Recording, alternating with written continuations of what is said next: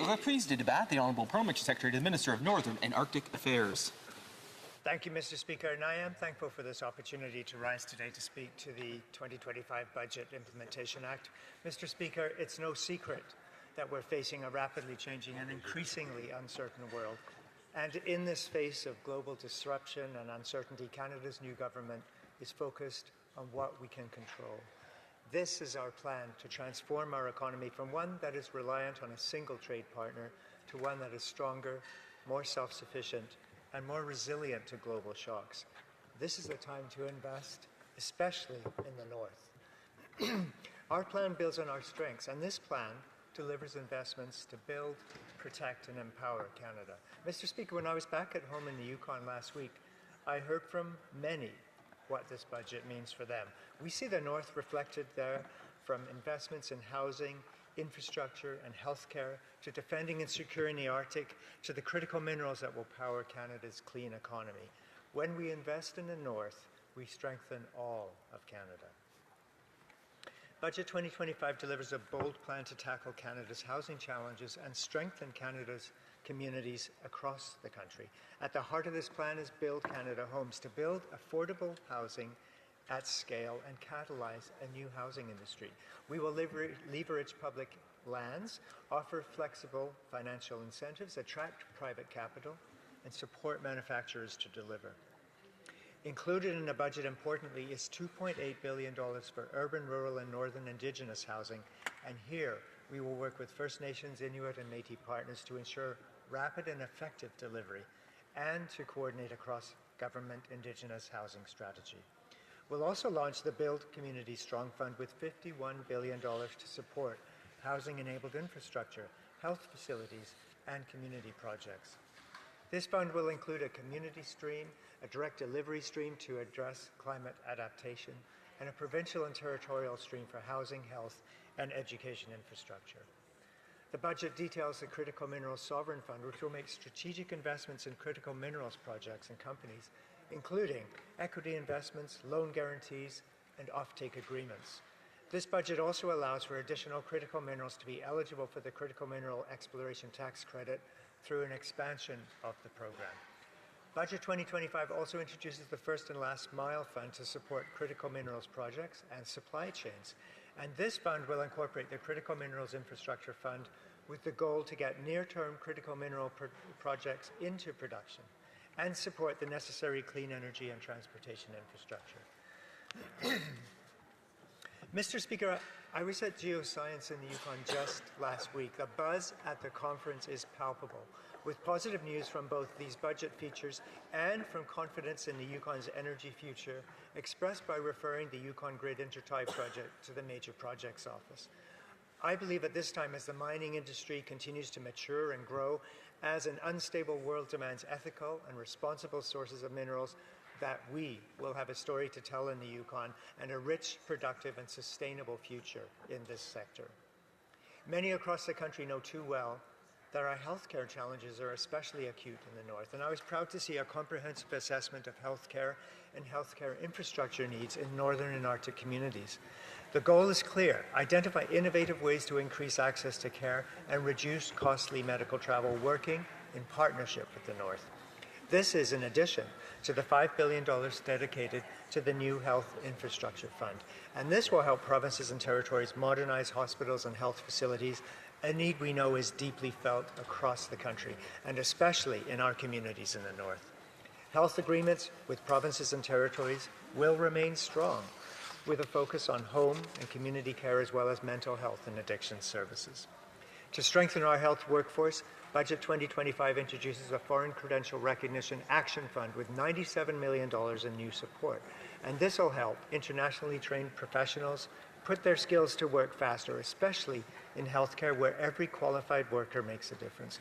And to support those already working on the front lines, we're proposing a temporary personal support workers tax credit, providing up to $1,100 per year for eligible workers. Healthcare also depends on innovation, and we're setting new targets for Canada's research councils, the Natural Sciences and Engineering Research Council, the Social Sciences and Humanities Research Council, and the Canadian Institutes of Health Research. At 2% growth, These investments safeguard the Council's vital role in driving discovery, improving competitiveness, and building the economy of the future. We're also launching the International Talent Attraction Strategy to bring top-tier researchers to Canadian universities. Build Canada Strong is the right theme for our times. I say this because our new government is focused on exactly that, building Canada community by community, family by family.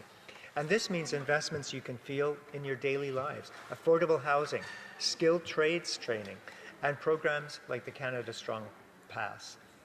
These measures aren't abstract. They're about giving Canadians confidence in their future and pride in their country.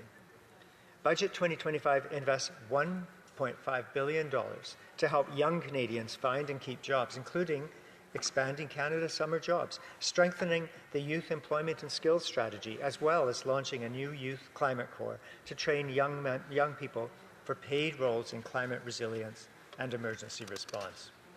Budget 2025 lowers barriers for Canadians through a supplemental Canada Disability Benefit, and we're providing $660.5 million over 5 years in ongoing funding for the Department for Women and Gender Equality, ensuring sustained progress toward equality and safety for women, girls, and 2S LGBTQI+ people. Budget 2025 also protects consumers and will publish draft regulations by spring of 2026 to prohibit investment and registered account transfer fees currently costing Canadians about $150 per account. Will require timely transfers and clear information for consumers, explore improving transparency on cross-border transfer fees and foreign exchange costs, and work with banks to simplify switching primary checking accounts. The Financial Consumer Agency of Canada has been asked to report on the structure and transparency of bank fees. We're also strengthening Canadian culture and connectivity. Budget 2025 provides $150 million to CBC Radio-Canada to reinforce its mandate to serve Canadians and reflect their needs. We'll explore modernizing its mandate to strengthen independence and are working with CBC Radio-Canada on new opportunities. And to make life more affordable and connected, Budget 2025 renews the Canada Strong Pass with $116.3 million over 2 years, covering reduced cost travel for the holiday season and summer 2026 through partners like Via Rail. Finally, we're investing in communities and equality. Budget 2025 launches the Build Community Strong Fund, $51 billion over 10 years plus $3 billion per year ongoing to support local infrastructure projects that help communities grow and thrive. And we're providing $660 million in ongoing funding for Department of Women and Gender Equity, as I mentioned. Canada's security begins in the north. Budget 2025 makes the largest defence investment in a generation because sovereignty is not optional. We're strengthening our Arctic capabilities, making sure our armed forces have the right tools, training, and support they need.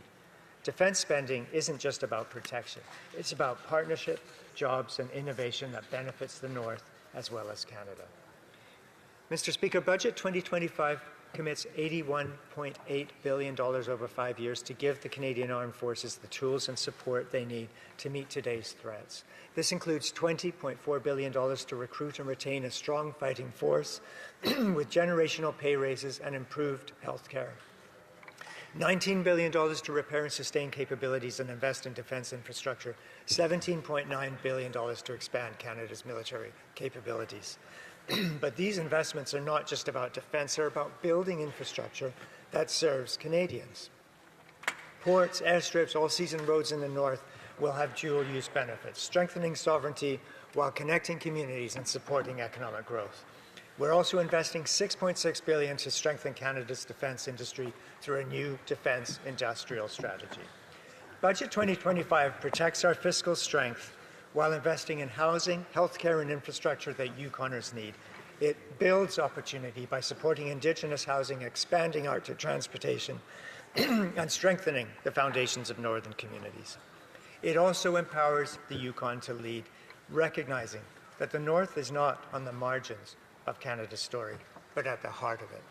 Thank you for the opportunity, Mr.